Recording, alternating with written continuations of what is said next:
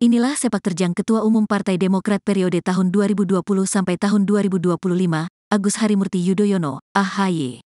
Diketahui, AHY adalah putra sulung dari Presiden ke-6 RI, Susilo Bambang Yudhoyono, SBY, dan Kristiani Herrawati, Ani Yudhoyono.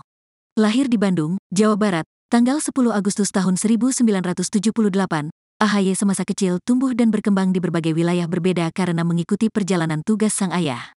AHY bahkan sempat bersekolah layaknya sekolah dasar, SD, di Kansas, Amerika Serikat. Berikut sepak terjang AHY dari sebelum terjun ke dunia politik hingga kini diisukan bakal jadi menteri.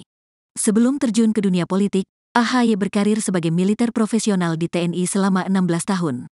Kakak kandung Edi Baskoro Yudhoyono, IBAS ini menjadi lulusan terbaik dari Akademi Militer tahun 2000 dan meraih penghargaan Presiden RI, Bintang Adi Makayasa.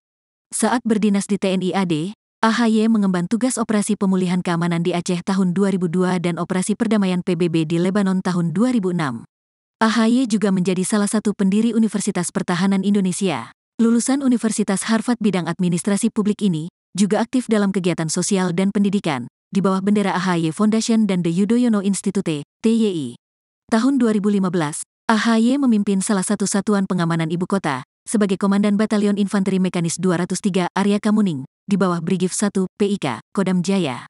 Lalu, pada 2016, AHY didaulat oleh Partai Demokrat, Partai Kebangkitan Bangsa, PKB, Partai Persatuan Pembangunan, PPP, dan Partai Amanat Nasional, PAN, menjadi calon gubernur DKI Jakarta di Pilkada 2017.